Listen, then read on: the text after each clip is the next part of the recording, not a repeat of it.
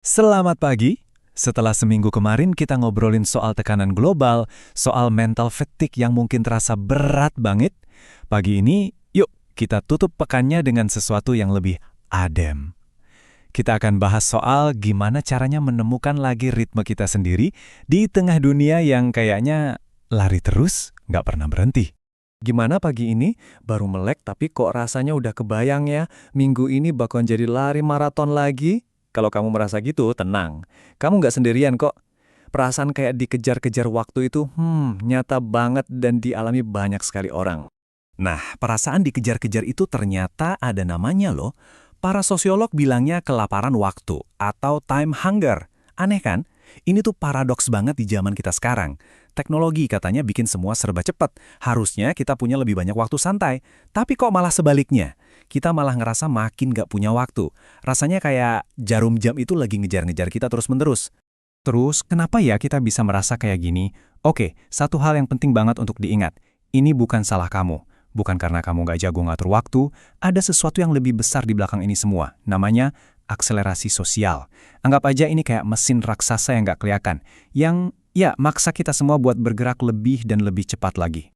Jadi, mesin akselerasi sosial ini punya 3 pendorong utama. Yang pertama, jelas teknologi. Semuanya instan. Komunikasi harus dibalas saat itu juga ya kan? Kedua, perubahan sosial.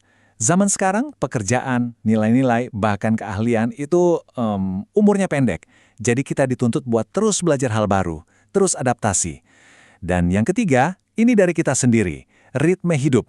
Kita coba masukin banyak banget kegiatan dalam satu hari. Hasilnya, hidup jadi kerasa cetek, nggak dalam, dan terpecah-pecah.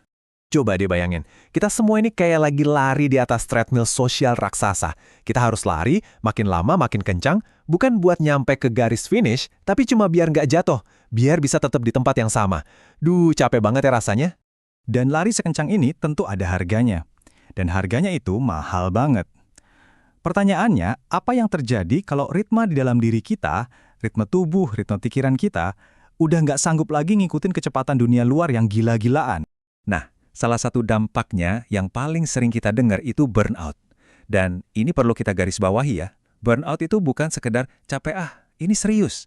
Sampai-sampai WHO pun mengakui ini sebagai fenomena terkait pekerjaan. Ciri-cirinya tuh ada 3.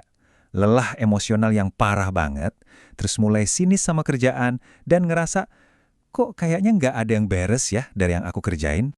Coba deh kita cek tanda-tandanya, mungkin ada yang kita rasain. Dari fisik misalnya, lelahnya itu kronis, susah tidur, sering sakit kepala. Dari pikiran, jadi susah konsentrasi, gampang lupa.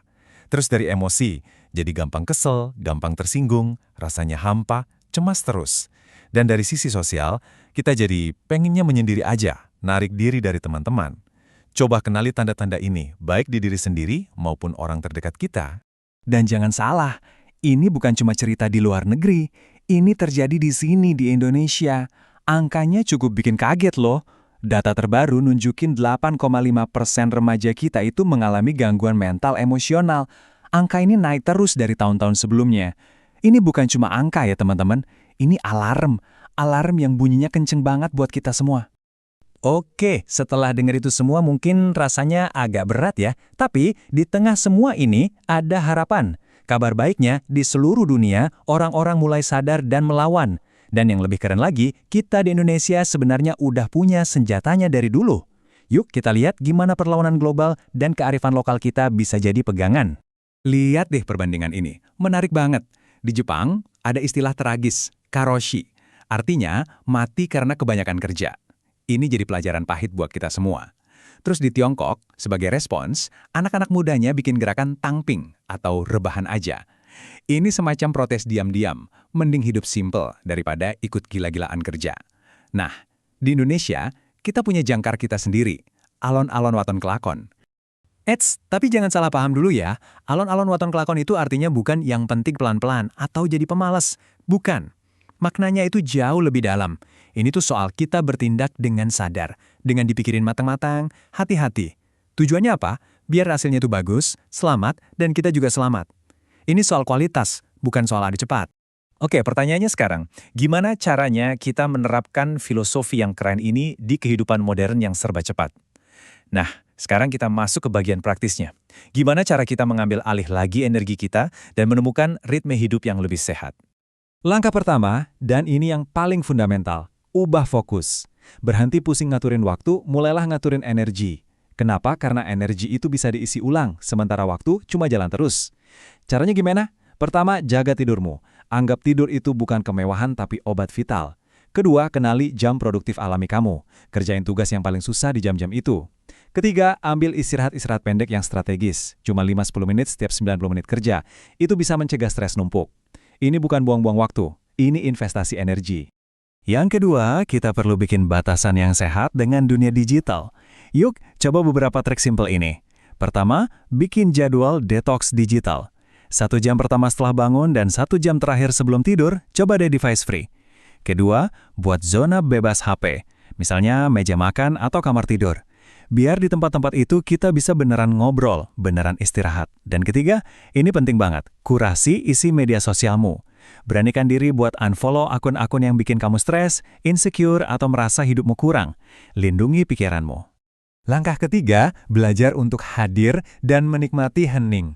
Nggak perlu yang ribet-ribet kok. Cukup dengan latihan napas sederhana, itu udah bisa nurunin hormon stres. Terus terima perasaanmu. Kalau lagi capek, ya udah akui aja aku lagi capek, tanpa ngejudge diri sendiri.